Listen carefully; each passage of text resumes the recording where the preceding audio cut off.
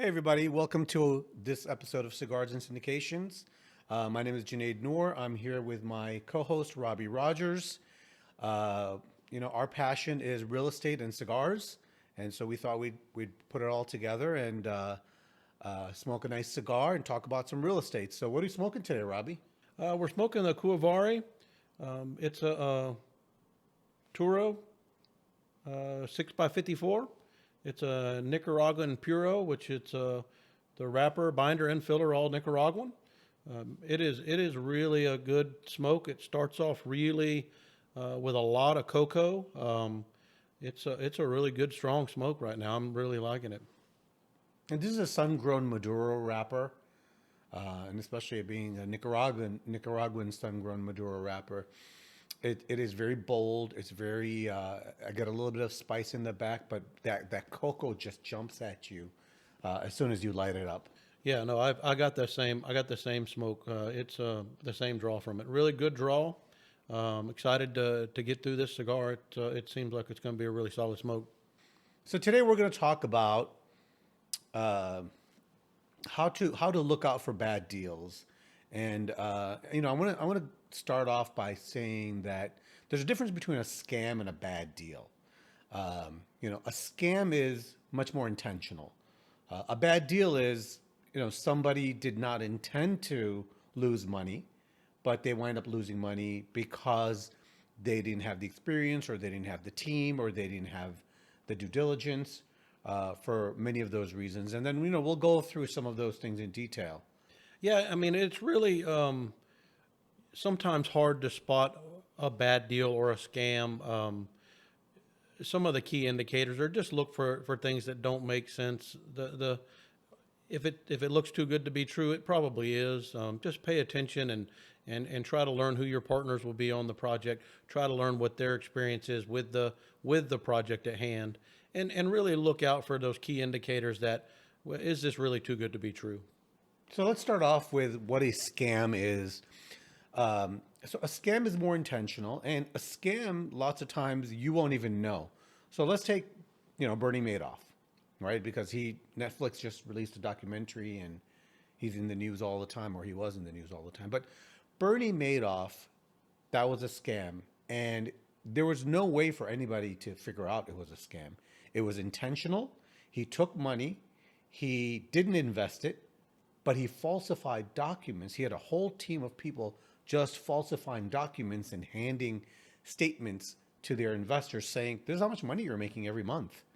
And people are looking at it going, "Well, I have no reason to deny." And then he had the perfect cover, right? He actually had a securities firm of his own, and where he was trading securities. He was on Wall Street. He was well known on Wall Street, and then he just kind of decided to divert and take money from investors from his it was called a investment advisory firm. So people who invested in the investment advisory firm, he received that money and he just basically spent it. And scams, just goes to show you that scams, if they're well thought out and they're intentional, they're very difficult to catch. Yeah, no, I can see that, and it's it's terrible that those things happen, but they do happen, and as much as you have to look out for scams, you really you have to look out for those potential bad deals, and they may be just as passionate and just not recognize that they're leading you down the wrong path. So some of the things that I look out when I'm looking at a deal as to whether it's a good deal or a bad deal, one of the things that I like to look for is a track record. You know, the person who I'm investing with, or the firm that I'm investing with, show me a track record. Show me what you've done. How long have you been doing it? Show me your case studies. Show me your success stories. I think that's one of the main things that I look for when I'm looking for somebody to invest with. Yeah, that's right, and in some cases, these things they morph and they form new partnerships and have new deals, and but you have to look at each of the individual partners and what they bring to the table as well. So look up the individuals that are part of the group and see what their past experiences are and their success rate. And again, if they're making ludicrous promises with large returns or very quick returns, proceed with caution. The other thing that I look out for is, just your common sense, right? Some of these, one of the reasons that we had a large jump in multifamily valuations is because people who are buying them are projecting, 15 and 20% rental growth every year for the next 10 years. And, common sense, just a smell test basically says that that is not sustainable. There's no way, just because they've done it in the past 4 or 5 years, that you can sustain 15 or 20% growth on rent for the next 10 years. Right, and sometimes it's a snapshot, and people get in a market that gets hot, and for 3 or 4 or 5 years they do have those types of growth, but to extend those into year 5, 6, 7, it's unreasonable to have those expectations on any return. And well, see, but here's the thing, right? When you invest in a market and you go and buy a property or multifamily in a market, or even if you're investing in the stock market, you cannot time the market. If you invest with a conservative outlook, and then, if you invest thinking, I'm going to get 4 or 5% rent growth, and then you get 15%, that's great. But if you're expecting 15% and then you wind up with even 12, you're losing money. You're losing because you may have overpaid for the property. Yeah, I think a conservative approach to the underwriting is always the safest bet.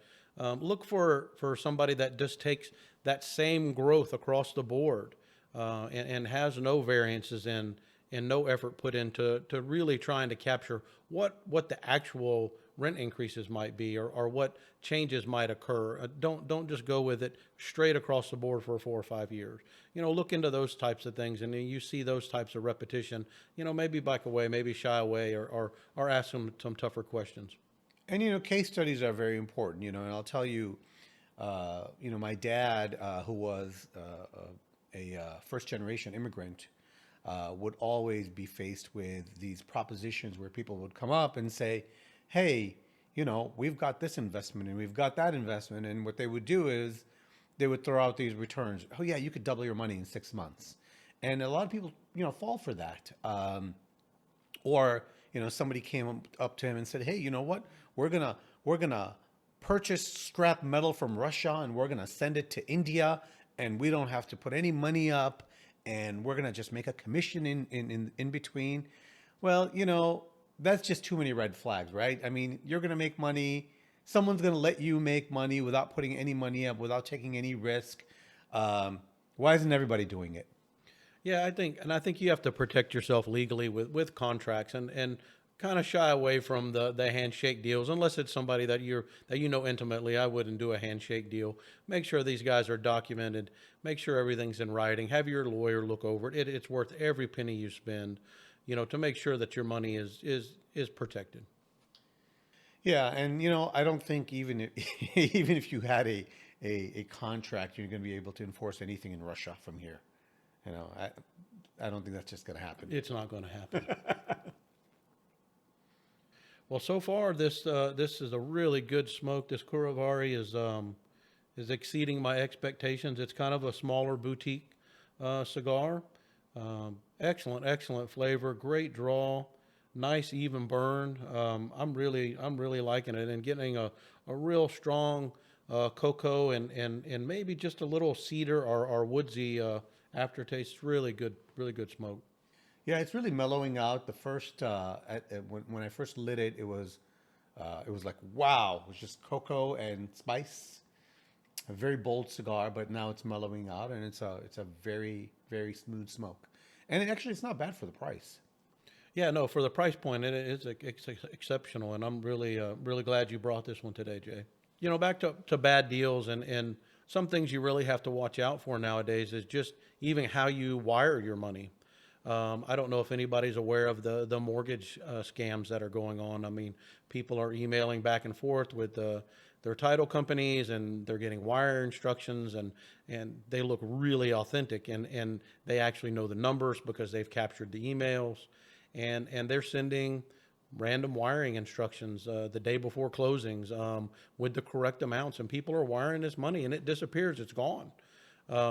And this is a global economy. This is a global world. Investment is global, and you're sending your investment monies from San Francisco for a project in Houston, or for a project in Dubai, and you really need to make certain you know where your money's going, and who's going to be in control of it. So one of the other things actually that I want to talk about regarding how to spot a bad deal is, and this is a thing that Warren Buffett is always pushing on, is that make sure you understand the industry, right? Make sure you understand what you're getting into. One of my first deals was a gas station. And what happened was that I was sitting at home one day in Chicago and opened up the Sunday paper. And at that time, we didn't have the internet. So we opened up the Sunday paper, and there was a commercial real estate auction happening within a couple of weeks. And so they had listed a bunch of different types of properties, and one of them was a gas station. And I'm just like, oh, this looks interesting. So didn't know that much about gas stations. Actually, I didn't know anything about gas stations. But I had somebody who was a friend of my dad's who had about, he owned like 60 or 70 of them. So he knew how to run them. He knew everything about them. So I talked to him a little bit, and I went to this auction, and I bid on this gas station. And nobody else was bidding on this gas station. And I was like, oh my God, why isn't anybody bidding on this gas station? Well, I had talked to him previously, this friend of my dad, and he had told me some of the points to look out for. And he had told me the price point, right? He said, look, if it comes up to this point, buy it. After that, walk away. Nobody else was bidding on it. I was the only one. So I got it at a great deal. So I won this gas station. I put down my deposit from the auction. And of course, we have about, I think 60 days they gave us to come up with the money, or 30 days. I don't even remember. So I put this deposit down, and I go, okay, well, hey, I come home and I tell my wife, we bought a gas station. And she was like, we did what? Yeah, we bought a gas station. She's like, what are you going to do with the gas station? I'm like, I have no idea. So I called up my dad's friend and I said, hey, you remember that gas station we were talking about? Well, I got it. He goes, how much did you get it for? And so I told him the price. And he goes, I'll give you $50,000 more. I'll take it off your hands next week. So that happened to be a good deal, but it could have been a very bad deal had I not known somebody who knew the industry. I didn't know the industry. I would have been stuck with it. Yeah, no, I had a very similar situation to that as well, and being young and dumb and rushing in, and a friend of mine convinced me that we were going to buy a couple acres, and we were going to build some townhomes in the Galleria, and this was way back in the early '90s, and things were starting to cool off a little bit, but we got a good deal on a piece of property, and had never done anything like this before, and we jumped in, and we were struggling with permitting and civil and all that, and very similar to your situation, we had a gentleman that owned the property around us. He came in and he bought the property out from under us, and then he ended up developing it. But we made a friendship with him, and I did business deals with him for 10 or 15 years after that. And one of those things, that a potential bad deal that actually turned into a good deal. And I, in hindsight, I learned a lesson that make sure you've done your due diligence, make sure that you know what direction you're going to head before you're having to pay loan payments. It really can really be a stressful situation, and I came out on the bright side of that, fortunately. So did you wind up making money on that deal? We did. We made a little bit of money on that deal, just because he actually needed the property for an additional access to his community. Yeah. Well, to our listeners, that was just luck, and we hoped that we could find somebody. And hope is really, I've said this many, many times, hope is not a strategy.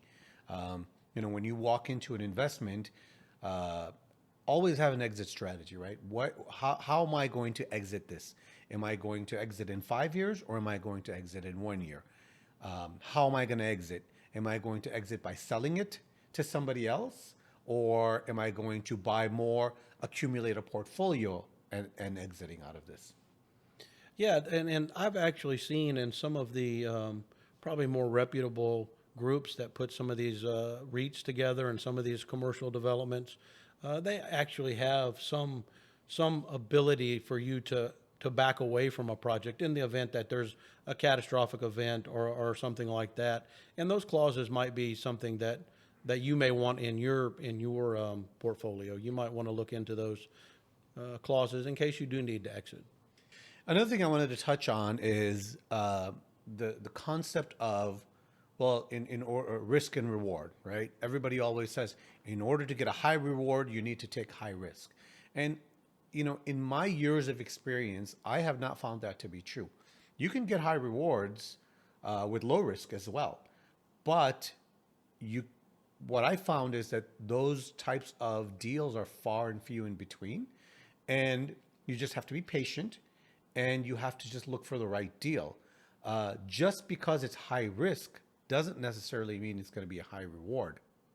Right, and in some cases, even if you're not expecting a big return and you get a big return, I mean, you've heard it before. Oh, how you were lucky, and no, you created your own luck because you were still investing and still trying to grow your funds.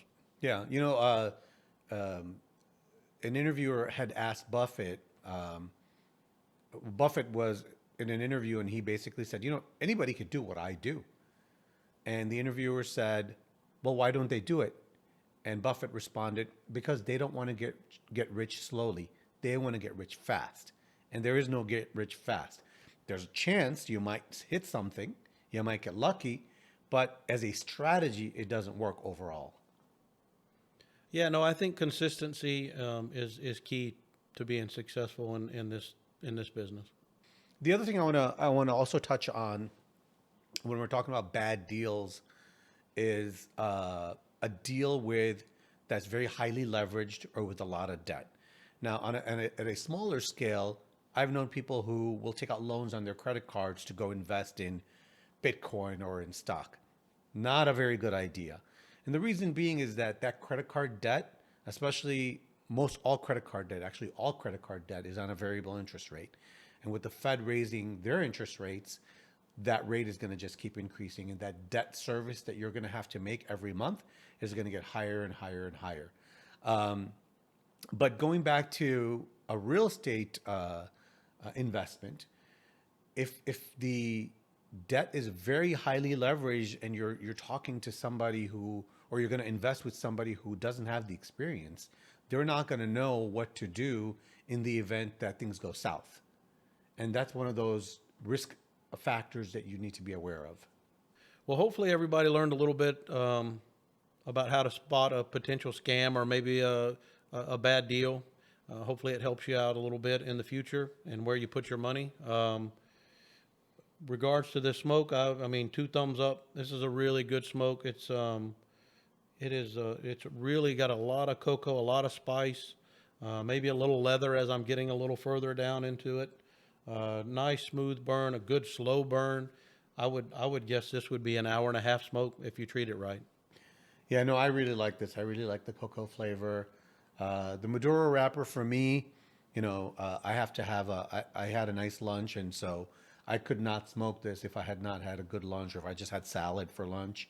It's just too strong for me. But you have a nice steak lunch or a pasta lunch, and you have this Maduro smoke. It's wonderful.